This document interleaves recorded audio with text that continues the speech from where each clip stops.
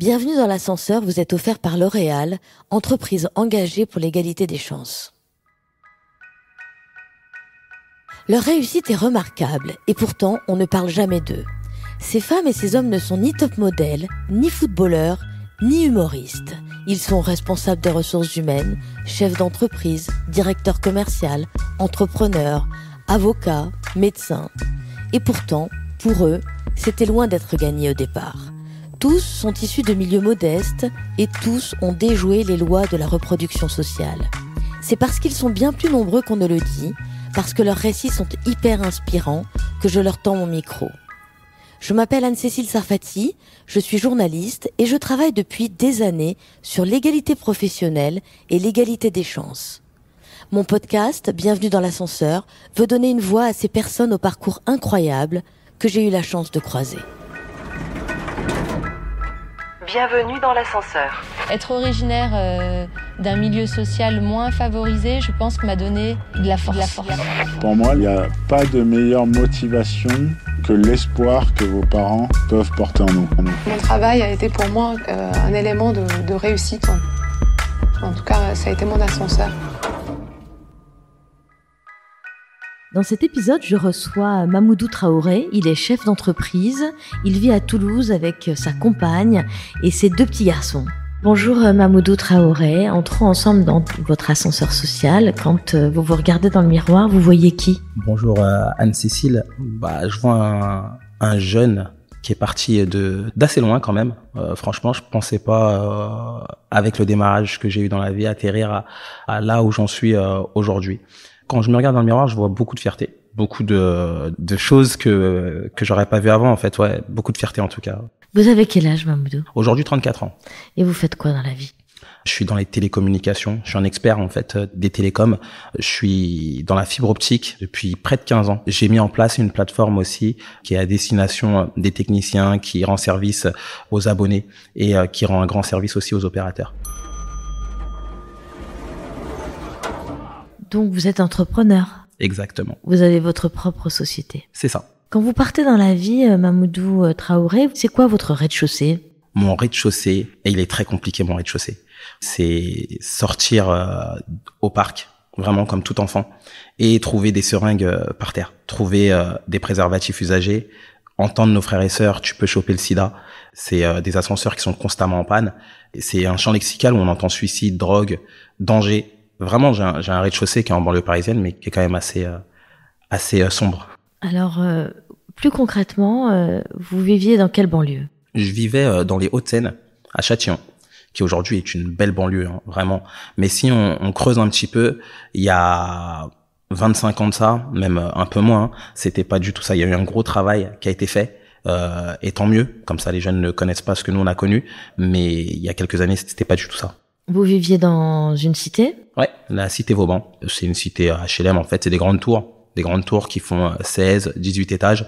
Et c'était le quartier populaire de la ville, quoi. Vos parents, ils faisaient quoi dans la vie ? Alors, mon père, paix à son âme, lui était chauffeur-livreur. Et ma mère n'a pas vécu, je l'ai pas connue, ma mère en tant que telle. Elle est partie quand j'avais 3 ans. Et je l'ai revue à mes 20 ans. Il y a eu quand même cette friction de quelques années. Et alors, dites-moi, vous avez été élevé par votre père tout seul alors ?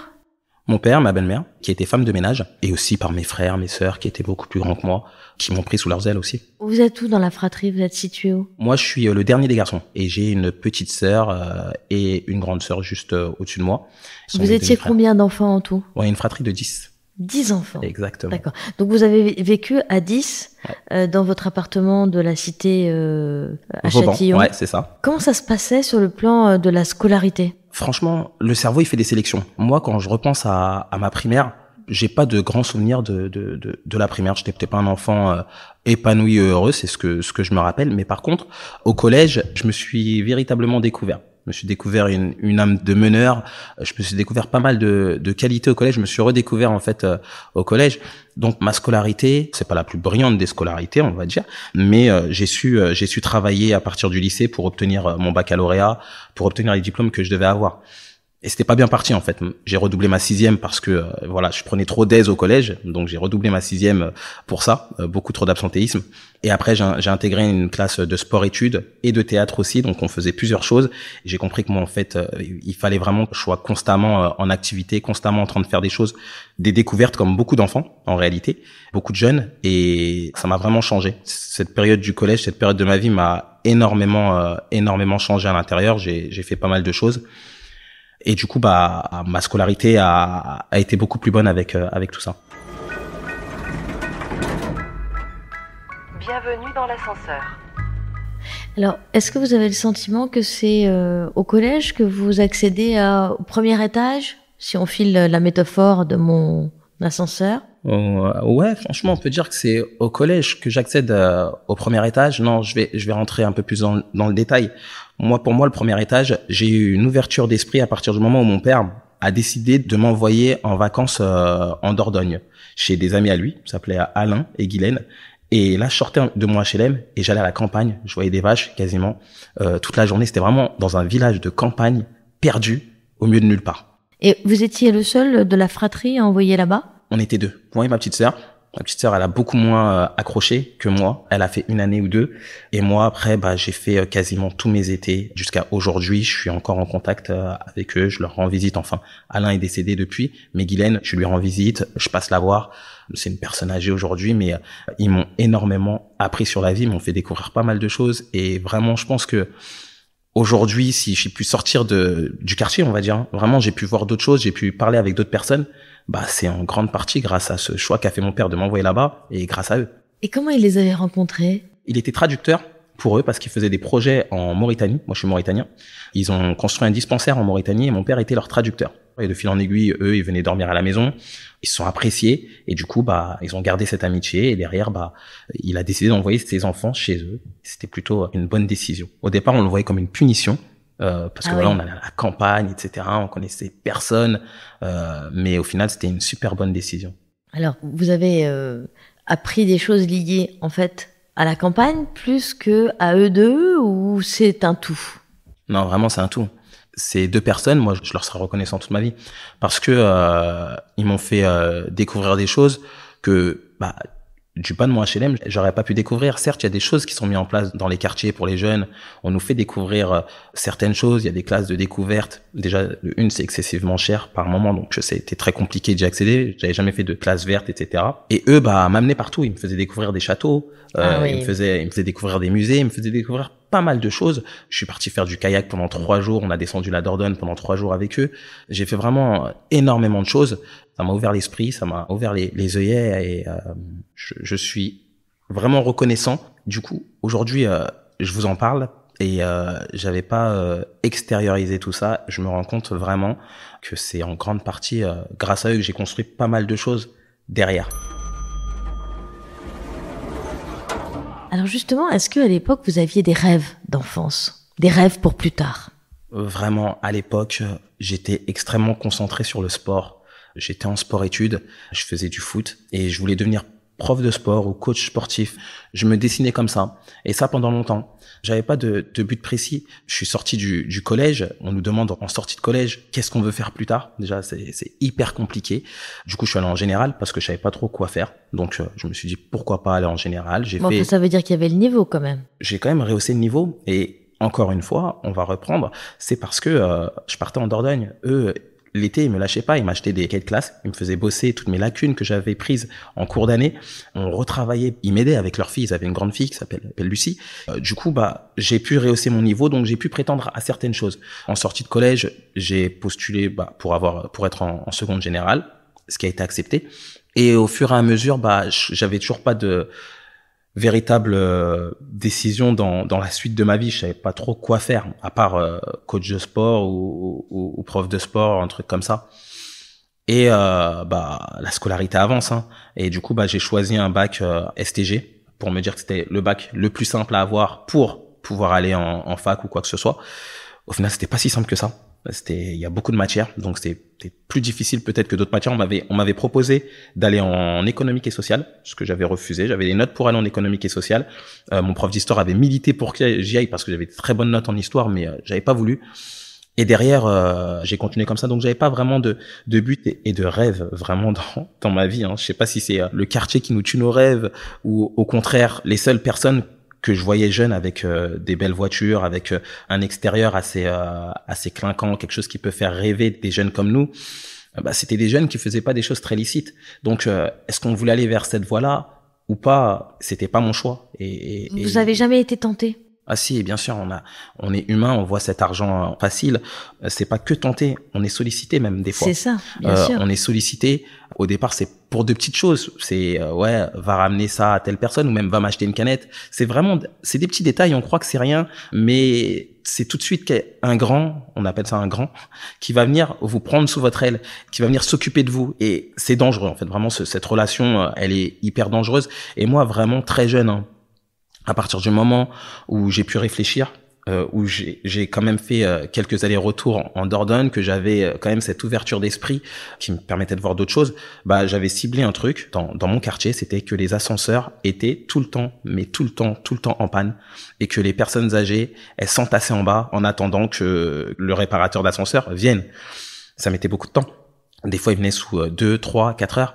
Et du coup, je suis allé voir l'association de quartier. Je suis allé voir, il y a une maison de quartier en bas de chez nous. Je suis allé les voir et je leur ai demandé, écoutez, passez-moi une table, passez-moi une chaise, et moi je vais m'installer en bas de l'immeuble. J'aime bien le sport, donc je vais m'installer en bas de l'immeuble.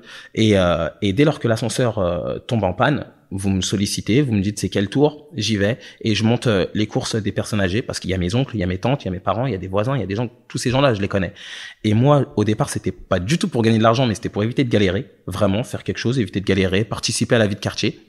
Ouais, enfin, faire quelque chose quand même qui est très dans l'aide aux autres, quoi. Enfin, c'est assez généreux quand même. Et finalement, quand on regarde Save Me, c'est un petit peu la continuité de tout ça. Ouais, donc, c'est chouette. Ça fait partie de mon ADN. Je sais pas, c'est ce que je me suis dit.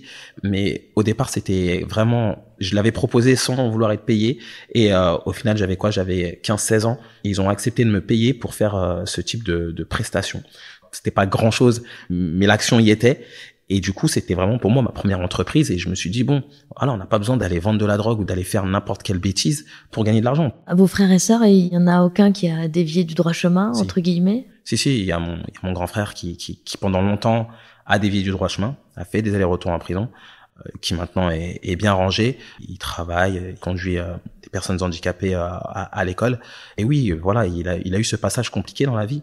Et vous, ça vous a marqué, j'imagine, en tant que petit frère? Bien sûr. Ça marque énormément. Vous alliez le voir en prison? Non. J'étais déjà trop jeune. Et non, on s'écrivait, mais j'allais pas forcément le voir. Et vous voyez un peu ce que, peut-être, que ça devait faire du mal à vos parents, je ne sais pas? Ah oui, ça c'est sûr, ça faisait du mal à nos parents. Les perquisitions, de toute façon, c'est des choses assez violentes, ça fait du mal aux parents, ça fait du mal à la famille, ça fait du mal à tout le monde. Et c'est une réalité. Et donc, on n'a pas envie de faire vivre aussi ce genre de choses à nos parents. Moi, je voulais pas cette voie-là. Bienvenue dans l'ascenseur. Est-ce qu'il y a d'autres soutiens que vous avez reçus qui vous ont aidé à gravir l'ascenseur social? À la fois, bon, il y a ces gens, il y a votre esprit entrepreneurial, découvrir que vous pouvez peut-être par votre activité, vous élever aussi socialement. Est-ce qu'il y a d'autres gens qui vous ouvrent vos perspectives et qui vous aident? J'étais très jeune déjà, donc si on parle de cette période-là, dans l'avancée, il y a l'entourage qui a pas mal changé, les amitiés, les fréquentations, qui m'ont beaucoup aidé aussi à être dans l'entrepreneuriat et à persister dans l'entrepreneuriat, à pas abandonner. Au lycée, vous voulez dire? En fait, j'avais postulé dans un lycée, Théodore Monod, à Clamart. Et merci à eux parce qu'ils m'ont refusé. Tous mes amis allaient à ce lycée-là et j'étais pas dans mon quartier. En fait, j'étais pas avec mes amis. Et ça, c'est aussi une chance. Ils m'ont refusé. Je saurais pas vous dire quelle raison. Ils vous ont accepté plutôt. Non, Théodore Monod, mon lycée de secteur, a refusé de me prendre. Donc j'ai dû être désonné. Je suis allé hors secteur. Donc je suis arrivé dans un lycée où je ne connaissais personne. Vraiment personne. Ça veut dire que pendant une semaine, je parlais à personne. J'étais recroquevillé sur moi-même. Je connaissais personne. Et il était où ce lycée? À Châtenay-Malabry. Mais vous aviez beaucoup de transport? J'avais 40 minutes de bus. Ouais, c'est quand même beaucoup. Ouais. Et alors du coup là, ce lycée, il est comment? Vous avez pas un ami, d'accord? J'ai pas un ami. Mais est-ce que socialement, il est plus privilégié? Bah déjà, je suis pas avec mes amis de tous les jours. Socialement, ça change. J'ai pas les tentations de tous les jours. Je suis un peu une nouvelle personne en fait. On redémarre un truc à zéro. Allez, c'est reparti. On appuie sur reset et on repart. Et vraiment, je me lie d'amitié avec de nouvelles personnes qui sont studieuses, qui travaillent plutôt bien, qui viennent de quartier, eux aussi. Et du coup, bah, je m'entoure de jeunes qui sont travailleurs, qui font pas vraiment de bêtises. Moi, dans mon entourage, vraiment, dans les gars avec qui j'ai grandi et avec ces gars-là, c'est sûr que ma scolarité au lycée aurait été totalement différente qu'avec des inconnus. Et du coup, bah, ça a encore changé les choses. Ça m'a donné encore cet environnement de travail. J'ai continué sur la même lancée, j'ai travaillé de façon rigoureuse. Eux, ils étaient dans le même état d'esprit que moi, donc ça s'est bien passé et ça m'a aussi permis d'accéder à un autre type d'ascenseur, vraiment d'aller ailleurs, de voir d'autres choses, d'être dans un autre secteur. Bienvenue dans l'ascenseur. Et alors, qu'est-ce qui se passe après l'obtention du bac ? Bah, rien, vraiment rien. Bah, je suis un peu livré à moi-même. À un certain âge, on n'a plus papa qui va venir s'occuper de nous. Les grands frères aussi, bah ça y est, on a quand même grandi, donc ils peuvent plus continuer à injecter sur nous. Et donc on arrive dans une situation où on est un peu livré à nous-mêmes. Donc là, j'arrive dans ce cas de figure où je suis livré à moi-même. Et en plus, à ce moment-là, je commençais à beaucoup apprécier le droit. J'avais passé un bac de économie et droit et j'appréciais énormément le droit. Je me suis dit bon, le droit, je kiffe trop, j'apprécie le droit. Et donc, je me suis dit, bon, allez, pourquoi pas faire une fac de droit ou un truc comme ça, parce que ça me plaît, parce que j'aime ça, parce que voilà, j'aime apprendre cette matière. Ça s'est pas fait parce que voilà, il y a besoin d'argent pour poursuivre la scolarité. Il y a besoin de plein de choses. Et donc, j'ai commencé à aller travailler, à faire des petits boulots. Et là, il y a plein de choses qui tombent. Donc, je fais de la téléprospection pour des grandes marques. Je fais de la livraison de pizza. Je fais pas mal de petits jobs. Je passe le BAFA. Je travaille avec les jeunes de quartier. Je travaille avec les jeunes de mon quartier. J'enchaîne pendant 1 an ou 2 ans qui me permettent de survivre. Là, Et du coup, vous êtes aussi inscrit en fac ou pas ? Pas du tout. Du coup, je fais que travailler. Je fais que de la survie. Là, c'est vraiment en mode survie pour pas flancher, pour pas dériver aussi. On se dit au départ, année sabbatique, faut passer le permis, il faut faire pas mal de choses. Et après, bah, ça s'installe. Et derrière, on fait plus rien. Donc, in fine, il arrive un beau jour, un grand de notre quartier, qui s'appelle Rachid. Lui avait une belle boîte dans les télécommunications. Et il cherchait des techniciens. Mon frère était déjà technicien chez lui. Il m'a dit, écoute, si tu fais rien, c'est bon, t'as passé ton permis, etc. Viens bosser. Ça paye plutôt bien. C'est un bon SMIC, donc viens travailler. J'ai pris ce virage, j'ai pris ce tournant. Je me dis bon, allez, je vais faire technicien. Je vais aller travailler. Je vais faire technicien. Au bout de 2 semaines, vraiment de formation, mon responsable, il me dit bon, écoute, c'est bon, t'es prêt, tout ça? Moi, en formation, je suis pas payé, je touche pas 1 euro. J'étais vraiment pas prêt, mais je touchais pas 1 euro, donc je lui dis, bah écoute, je suis prêt. Donc il me ramène une voiture, il me ramène tout l'outillage, etc. Il me donne tout ce qu'il faut pour aller travailler. Ça a pas manqué. Mon premier accord de mon client, c'était dans le 16e. Je me rappellerai toute ma vie. Mes premières journées, ma première semaine a été atroce. J'ai failli plus faire ce métier, en fait. Vraiment, j'ai fait mon premier accord de mon client dans le 16e. J'ai percé un mur. J'avais jamais pris d'outils dans mes mains. Moi, j'étais pas quelqu'un de manuel jusqu'à maintenant. Et du coup, bah, j'ai explosé le mur de la cliente. J'ai fait un éclat assez gros. Ça a coûté cher à mon patron, à l'époque, de gérer cette réclamation client. Bah, c'est de sa faute parce qu'il m'a pas formé correctement aussi derrière. Mais c'est de ma faute parce que j'ai accepté aussi de démarrer rapidement, mais j'avais pas d'argent. Donc, il fallait que je démarre. Mais derrière, il y a eu pire aussi. C'est que, voilà, j'étais pas véritablement bien formé dans ces démarrages. Je crois que c'est dans mes 15 premiers jours. Et en fait, un client prend le dessus sur moi lors d'une intervention. Il me dit, bah, vous percez là et ce sera là. Et moi, bah, voilà, j'avais pas cette expérience client que j'ai aujourd'hui. J'accepte sans vraiment, je sais très bien que c'est dangereux parce que de l'autre côté, je sais pas trop ce qui se passe. Vous voyez, il y a des immeubles où il y a des coffrages et on sait pas ce qui passe dans ces coffrages. Du coup, je perce. Et manque de bol pour moi, je perce un tuyau de gaz. Ce tuyau de gaz, il fuit. Je l'entends fuir. Ça sent le gaz dans tout l'immeuble. Du coup, bon, j'ai le réflexe de prévenir tout l'immeuble, de leur dire de sortir de chez eux, de quitter l'immeuble. On appelle les pompiers, GRDF, on appelle tout le monde. L'immeuble, il est évacué. Je me rappelle plus c'était dans quel quartier de Paris. J'ai arrêté pendant 1 semaine. Je voulais plus entendre parler de ce métier. C'était compliqué. J'ai eu très peur. Et après, j'ai été de nouveau sollicité pour revenir et je l'ai pas déçu parce que là, après, je me suis transformé en machine. En fait, j'ai mis mon cerveau en mode je suis une machine et je me suis transformé en machine. Ils ont voulu me faire passer en responsable très peu de temps après dans cette société. J'ai pas accepté. J'ai pas voulu. J'avais d'autres projets vraiment en tête. Je voulais être indépendant. Je voulais être auto-entrepreneur pour lui. Et donc, je lui ai proposé. Je lui ai dit, écoute, moi, j'aimerais bien être en indépendant. Parce que, et ça faisait un moment quand même, ça faisait peut-être 8 mois que je faisais ce métier, un peu moins d'1 an. J'avais des échos qu'il y avait certains gars qui s'étaient mis en indépendant, qui gagnaient plutôt bien leur vie, qui acceptaient. J'étais son premier indépendant, vraiment son premier auto-entrepreneur dans sa boîte. Et on a réussi, ça m'a permis de faire de belles choses par la suite.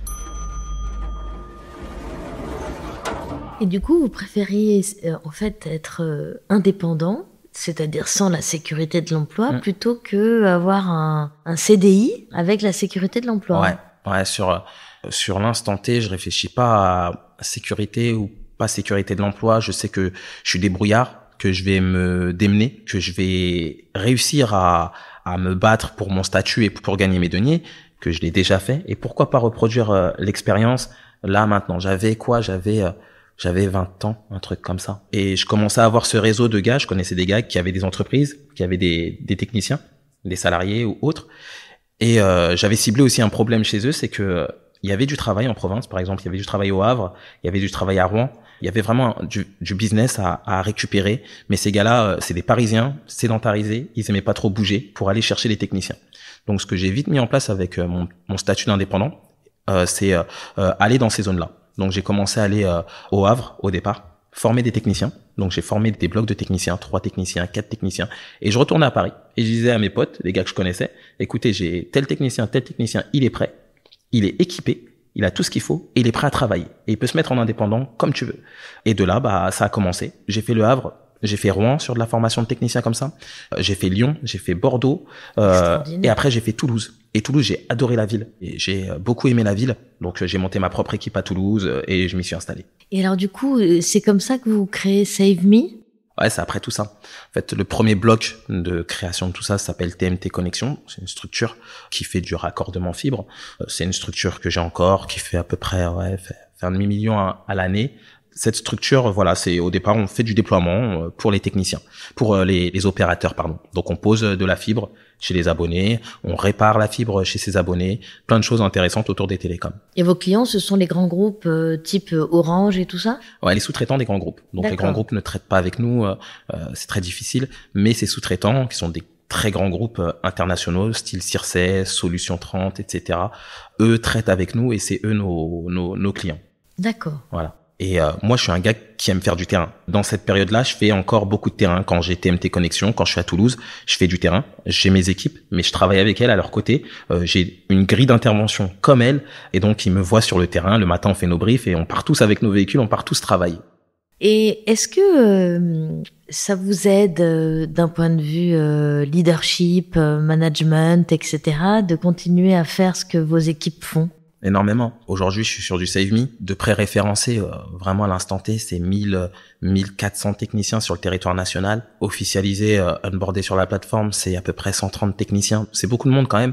C'est des indépendants, la totalité. Et malgré ça, allez, on va dire 1 jour par semaine, je vais aller faire du terrain. Je vais aller de 1, voir leurs véritables problématiques et de 2, être au contact des problèmes que peuvent avoir les abonnés. Donc, j'en ai besoin.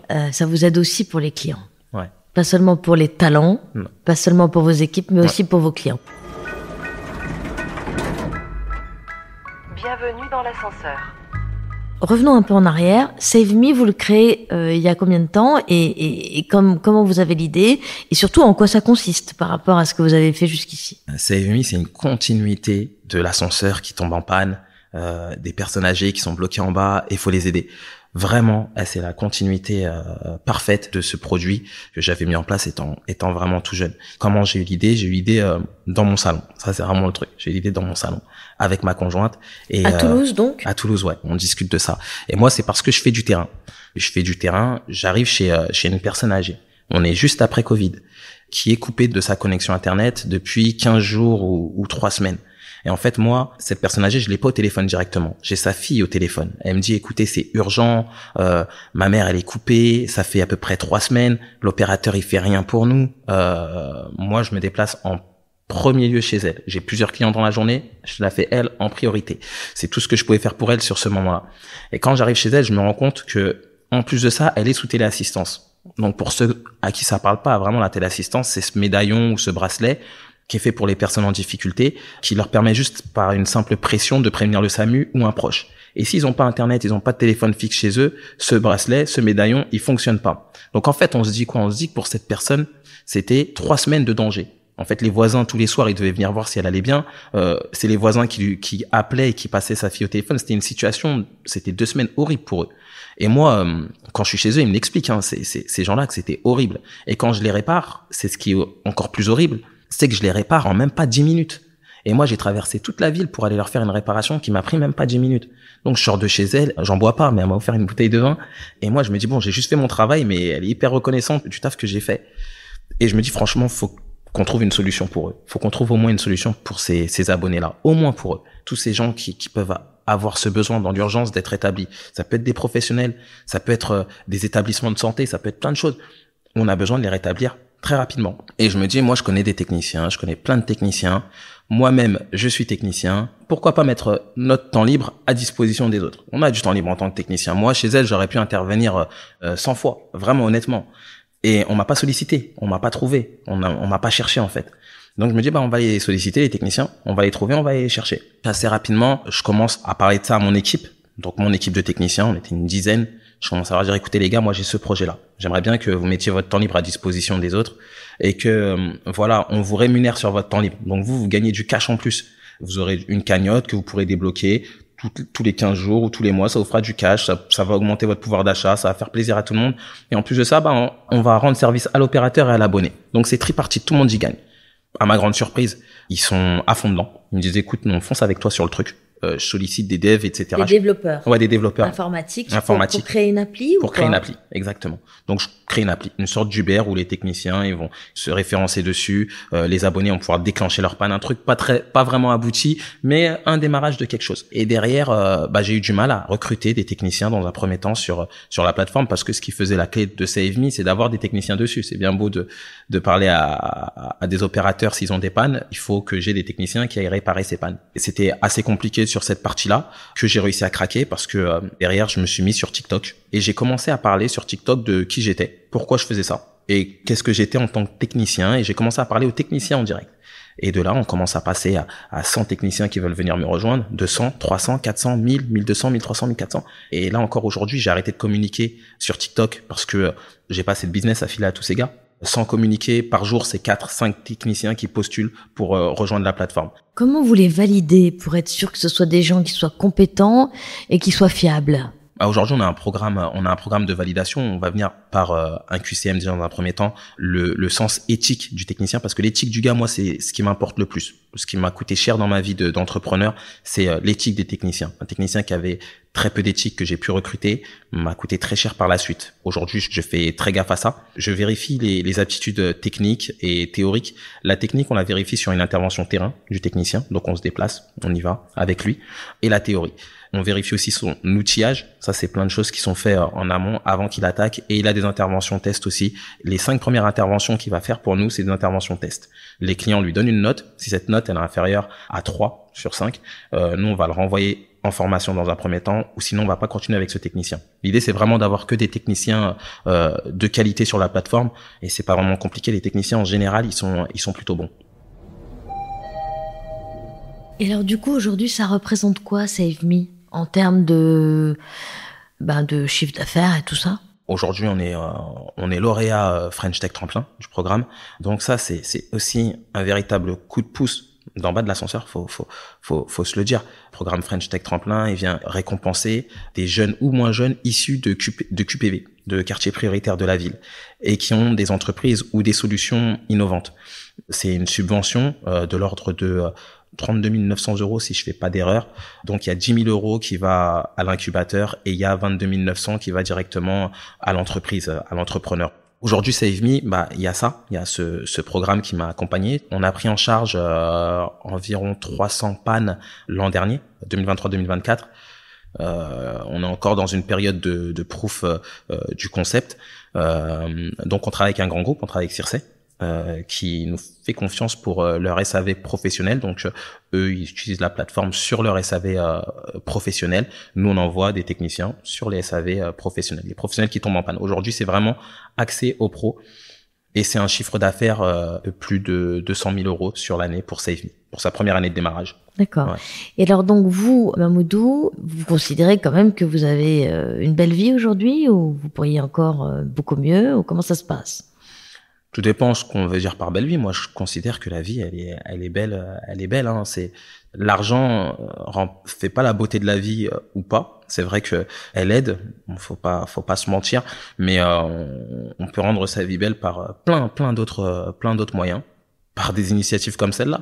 Vraiment, demain, Save Me me rapporte pas tant de deniers que ça, mais ça lui permet juste de survivre et avoir une solution comme ça qui fait gagner de l'argent aux techniciens, qui rend service aux abonnés, qui peut rendre service à mes parents, qui peut rendre service à mes proches, et aussi se dire que j'ai monté cette solution.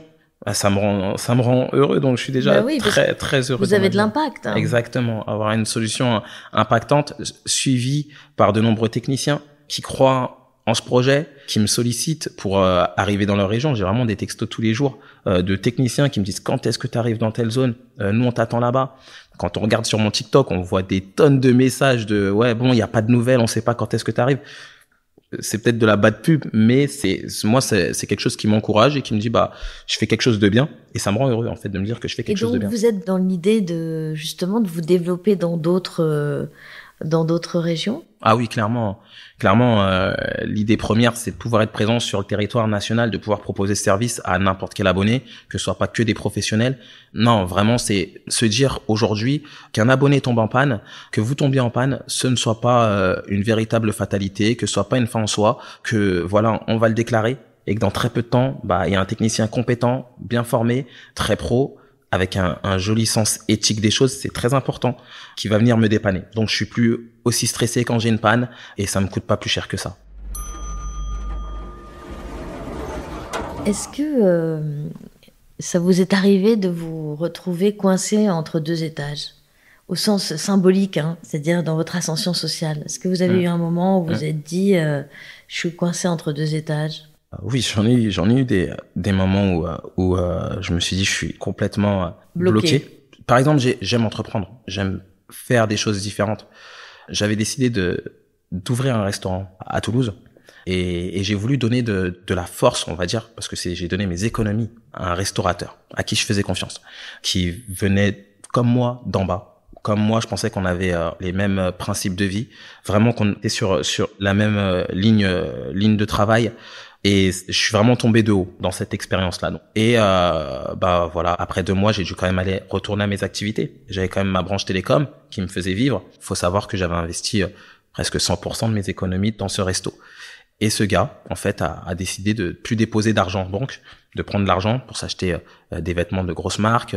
Vraiment, c'était hallucinant, c'était lunaire ce qui s'est passé. Derrière, bah, il s'en est suivi une fermeture du restaurant, une perte de toutes mes économies, des prud'hommes avec des salariés qu'on n'avait pas réussi à payer parce que l'argent n'était pas déposé en banque. Sacré revers où on se dit bon, est-ce que on s'isole dans l'entrepreneuriat et on essaye de pas travailler avec certaines personnes, ou est-ce que c'est un cas isolé et voilà, bah ça va plus nous arriver, et voilà, c'était une période difficile. C'était en tout cas un échec qui vous a appris des choses. Ah oui, quoi qu'il arrive. On sait que les échecs, ils construisent, mais ça fait partie des échecs qui nous apprennent beaucoup de choses. Celui-là, il m'a appris beaucoup, ouais. Alors, quand on prend l'ascenseur social, souvent on connaît des difficultés. Donc là, vous avez raconté une des difficultés que vous avez rencontrées. Est-ce que vous avez rencontré des discriminations? C'est compliqué à dire. La solution Save Me, si on parle de Save Me, c'est une solution qui est plutôt intéressante, innovante, et qui devrait intéresser logiquement les opérateurs. Vraiment, je prends du recul sur ça. Je me dis que les opérateurs l'ont pas encore mis en place. À l'époque, j'avais fait un sondage. J'avais diligenté un sondage auprès des abonnés. Donc, on avait pris un échantillonnage qui faisait en fait office de la population française. Hein. Et on les avait interrogés sur la pertinence d'un produit comme celui-là. Et c'était hyper pertinent, c'était intéressant. Tout le monde aurait voulu avoir ce type de produit, etc. J'ai échangé avec divers opérateurs. J'ai échangé avec diverses personnes. Et franchement, la porte, elle m'a été constamment fermée. Ah ouais. Et ouais, constamment fermée. Ça veut dire que ouais, la solution est innovante, mais non, nous on peut pas par rapport à ça parce que t'es juste un sous-traitant. Faudrait que tu sois comme ci, comme ça. Par exemple, là, il y a très récemment, j'ai discuté avec un grand groupe qui niait pas mal de choses sur la sous-traitance, alors que il y a juste à aller sur Internet, taper sous-traitance télécom et on voit tout ce qui s'y passe. J'invente rien du tout. Et qui niait tout en bloc, comme si j'étais pas légitime de ce que je pouvais avancer. Que je comprenne bien, Mamoudou, il niait quoi? le fait qu'il y a de la sous-traitance Exactement. en cascade dans ce métier, c'est ça? Très clairement. Un grand groupe que tout le monde connaît nie ce fait-là, qu'il y a de la sous-traitance en cascade. Donc, en niant ce fait-là, ils rejettent complètement la solution Save Me. C'est très facile. Donc, c'est des portes qui se ferment. On peut supposer que la solution n'est pas intéressante, ce qui, à mon sens, n'est pas le cas. Parce que même en échangeant avec Free, assez récemment, ils ont trouvé la solution innovante, mais pour aussi certains critères, ils ont changé certaines choses dans leur direction, donc ils pouvaient pas le mettre en place eux en direct, mais m'ont redirigé vers des sous-traitants. C'est assez dur de se dire que non, c'est pas intéressant, que la solution elle est pas innovante. Moi, c'est pas parce que je l'ai mis en place que je me dis qu'elle est innovante. Elle est intéressante pour les techniciens, elle est intéressante pour les abonnés. Donc derrière, les opérateurs, elle peut être qu'intéressante pour eux parce qu'elle est intéressante avec leurs deux acteurs. Donc difficile de dire si c'est de la discrimination, mais je pense que ça aurait été imposé, ramené par quelqu'un d'autre, ça aurait été beaucoup plus écouté dans ces sphères-là. C'est un milieu qui est extrêmement fermé, les télécommunications, là où je suis. Et c'est sûr que je vais devoir cravacher 2 fois plus pour me faire entendre et pour imposer cette solution. Parce que j'ai peut-être pas le même bagage que d'autres personnes qui arrivent dans les télécommunications, qui ont fait de grandes écoles de télécom que je n'ai pas fait. Je pense pas que ce soit forcément lié à mon prénom ou à mon nom de famille. Moi, je pense que c'est plus à ce qu'on ramène comme bagage, ce qu'on représente. Donc voilà, j'arriverai avec toutes ces connaissances, avec ce réseau qui se sont consolidés pendant leurs études, etc. Cette solution, vraiment, je vous le dis, elle aurait pu s'imposer assez facilement parce que les techniciens, ils en raffolent et les abonnés, ils veulent plus de réactivité de la part des opérateurs. Il n'y a pas de raison que l'opérateur ne prenne pas ce type de solution. Il n'y a aucune raison, vraiment. Et en même temps, est-ce que le fait que vous êtes qui vous êtes, vous avez l'histoire que vous avez, ça vous donne pas un plus énorme en termes de recrutement des talents qui vous accompagnent? Pour moi, de toute façon, je peux pas changer qui je suis et je chercherai jamais à changer qui je suis. Mais c'est vrai que pour parler aux techniciens, pour parler aux abonnés, et même pour parler à certains donneurs d'ordre, aujourd'hui, j'ai un grand groupe, Circe, qui me fait confiance aussi sur cette question-là, qui est un sous-traitant direct de tous les opérateurs. Et eux, ils me font confiance. Eux, ils sont prêts à aller avec moi au front si demain il faut ramener cette solution à l'opérateur. Et en fait, le fait de qui je suis, comment je parle aux techniciens, le fait que vous continuez à intervenir, à faire le boulot, le même boulot qu'eux, ça c'est. Je pense que c'est un énorme plus sur le plan de l'adhésion que vous suscitez auprès des équipes qui travaillent pour vous. Exactement. Vous n'êtes pas seulement dans le faire, vous êtes aussi encore dans le faire. Ouais. Et j'espère l'être pendant très longtemps aussi. Ça, c'est quelque chose que je vais pas abandonner. Bienvenue dans l'ascenseur. Souvent, quand on prend l'ascenseur social, on connaît des épisodes d'ascenseur émotionnel liés au fait qu'on vient d'un certain milieu social défavorisé, qu'on accède à un milieu social moins défavorisé. Est-ce que cet ascenseur émotionnel, vous le ressentez? J'ai pas vraiment ce sentiment d'imposture, mais par contre, j'ai par moment ce sentiment de malaise. Ça veut dire que quand un proche ou qui que ce soit va venir vous solliciter parce qu'il a un besoin financier ou quoi que ce soit, je me sens obligé, vraiment obligé de dire oui. Alors que des fois, j'ai pas vraiment envie de dire oui, mais je me sens dans cette posture où, parce que il voit certaines choses qu'on a pu accomplir, parce que il peut voir certains chiffres aussi, et je me sens obligé de dire oui, ce qui est très vicieux et très compliqué des fois parce qu'on nous rend pas forcément déjà notre argent. Si on parle d'argent, on nous rend pas forcément notre argent et ça c'est dommage. Je me suis dit assez récemment que maintenant il faut vraiment apprendre à refuser, à dire non. Est-ce que c'est difficile en fait de passer d'un monde à l'autre? Comment vous faites pour réconcilier vos différents mondes? Quand on parle d'un monde à l'autre, on parle du quartier au milieu entrepreneurial, on va dire. En fait, mon cercle d'amis proches a assez changé au fur et à mesure du temps. Les amis que j'ai eus au lycée Emmanuel Mounier, bizarrement, j'ai encore aujourd'hui. Mais sur le point de vue de concilier tout ça, je passe encore pas mal de temps avec mes amis du quartier. Quand j'y passe, je reste pas mal de temps avec eux, on discute et j'arrive à avoir cette distance où on peut discuter, on peut avoir nos avis différents, ils peuvent avoir aussi eu leur trajectoire et d'échanger avec eux sur d'autres sujets comme le sport ou des sujets qui vont nous rassembler assez facilement. J'ai des lacunes aussi dans l'entrepreneuriat aussi derrière du fait de ces allers-retours-là. Je suis pas totalement à 100% dans ce milieu entrepreneurial avec des entrepreneurs tout le temps, etc. Donc ça impacte aussi certaines choses. Mais je trouve que cet équilibre de vie me va très bien pour le moment. Parlons de votre vie un peu aujourd'hui. Donc, votre vie personnelle, c'est quoi? Ma vie personnelle, elle s'articule beaucoup autour de mes enfants. Ils ont 3 ans et 4 ans. Et leur maman, elle fait quoi? Leur maman m'a beaucoup aidé sur Save Me. Dans les démarrages de Save Me, déjà de une, ça a été mon premier soutien. Et par la suite, sur tout ce type de produits qu'on a voulu tester sur Save Me, j'ai fait des tests. Et elle a su s'occuper des techniciens, de branches de techniciens. Elle sait faire exactement les mêmes choses que moi. Donc vous travaillez ensemble? Par moment, c'est ponctuel. Et est-ce qu'elle vient du même type de milieu social que vous? Oui, voire pire même, je crois. Elle est algérienne. Elle a grandi en Algérie quasiment. Elle est arrivée très jeune ici. Elle a vécu à Marseille. Elle a vécu déménagement. C'était beaucoup plus compliqué que moi sur son parcours de vie. Elle n'avait pas de véritable ancrage. Donc nous, aujourd'hui, aux enfants, on essaye de leur offrir cet ancrage, cette sédentarité, cet équilibre de vie qu'on n'a pas pu avoir. Et alors justement, c'est très intéressant. Vous vivez dans une maison ou dans un appartement? On vit dans un appartement avec une énorme terrasse pour avoir un bel extérieur. Et du coup, vous vivez pas dans une cité? Non. Donc les petits, ils sont élevés dans des conditions bien meilleures que celles que vous avez connues enfant, aussi bien votre épouse que vous. Et est-ce que ça vous pose des soucis en termes d'éducation? Franchement, pour le moment, c'est assez fluide. On se découvre de toute façon dans l'éducation des enfants, mais on apprend vraiment à être parent. Mais c'est vrai que on est dans un milieu qu'on ne connaît pas, qu'on n'a pas connu, mais j'ai pas trouvé la tâche difficile. Vous êtes heureux de pouvoir offrir à vos enfants une vie plus facile? Oui, chaque chose que je peux faire pour mes enfants est plaisante. J'ai fait un choix pour eux, c'est de les mettre dans une école, ils sont en maternelle, hein, mais de les mettre dans une école Montessori qui est bilingue. C'est quelque chose qu'on n'a pas pu m'offrir et c'est quelque chose aujourd'hui que je peux mettre en place pour eux. J'espère pouvoir le mettre en place très longtemps. Et dans l'éducation, dans leur façon de voir les choses, dans l'environnement dans lequel ils étudient, les personnes, les enfants qu'ils ont autour d'eux, tout est différent. Et dans leur façon de travailler, etc., leur expression, comment ils s'expriment, tout est différent et j'apprécie beaucoup ça. Et vous n'êtes pas inquiet? Non, parce que souvent dans ce podcast, quand on a affaire à des jeunes parents ou des moins jeunes d'ailleurs, ils nous disent que le décalage entre leur propre éducation, enfin leurs propres difficultés dans l'enfance et le confort supérieur qu'ils offrent à leurs enfants les inquiète sur le fait que leurs enfants n'auront peut-être pas autant de volonté qu'eux. C'est pas votre cas? Non. Alors là, franchement, mes enfants...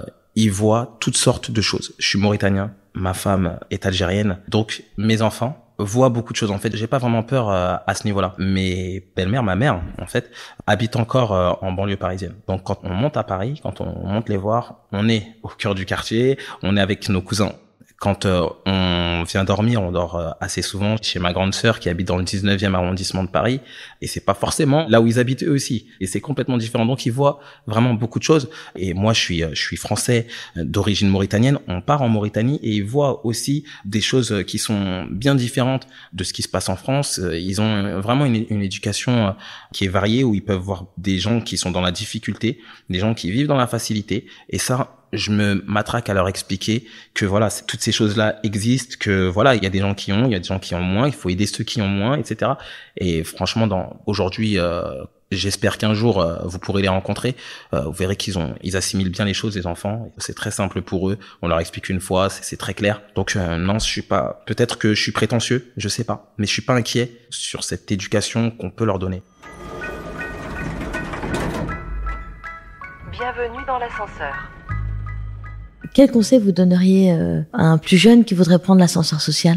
Ce que je pourrais lui dire, c'est de croire en son véritable potentiel, parce que on en a tous un. On est tous bons à quelque chose, on sait juste pas quoi. D'aller chercher toutes les ressources possibles et imaginables autour de lui. Moi, quand je suis allé voir la maison de quartier, je pensais pas que j'allais pouvoir être payé. Je pensais pas que c'était une ressource financière que j'allais chercher. J'allais juste chercher un soutien pour avoir une table et une chaise. Aujourd'hui, il y a beaucoup d'associations qui viennent aider les jeunes à entreprendre. Il y a des groupements comme Quartier d'affaires qui sont aussi intéressants. Des associations comme les Déterminés qui sont hyper intéressantes. Moi, je suis passé par tous ces types de programmes. Ils sont pertinents pour un jeune qui a pas forcément de réseau, qui sait pas par où commencer, qui a pas forcément d'argent aussi. Donc, il y a des dispositifs, plein de dispositifs. Et aujourd'hui, on a tous un smartphone. On a tous accès à Internet et donc c'est beaucoup plus simple pour un jeune qui se lance d'entreprendre aujourd'hui que d'entreprendre il y a une quinzaine d'années. toutes ces ressources vont lui permettre d'atteindre ses objectifs ou bien de pas perdre son temps sur un objectif qu'il pourrait pas atteindre aussi. C'est réel, on échoue des fois. Et moi, j'aurais été chercher peut-être au moment où j'ai ouvert le resto qui est un gros flop, j'aurais été chercher les ressources, un peu me questionner sur ce gars-là qui avait déjà été interdit de gérance. J'aurais fait toutes ces recherches-là, et je me serais rendu compte que non, je pouvais pas entreprendre avec lui. Moi, je pense que la recherche, c'est la clé. Mamoudou, je vous imagine pas vous arrêter là dans l'ascenseur social. C'est quoi la prochaine étape? Alors, le prochain étage pour Save Me, ça va être une accélération dans le développement. Donc, on va développer une plateforme qui va être beaucoup plus intéressante pour les techniciens et les abonnés, qui sera beaucoup plus intuitive pour les opérateurs. C'est en coécriture avec le groupe avec lequel je travaille aujourd'hui, qui m'aide à construire un produit plutôt quali. Ça va être aussi du recrutement de beaucoup plus de techniciens sur cette année 2025. Ça va être de la recherche d'invest avec mon incubateur. On réfléchit autour de 300 000 euros, mais on n'est pas encore arrêté sur la question financière.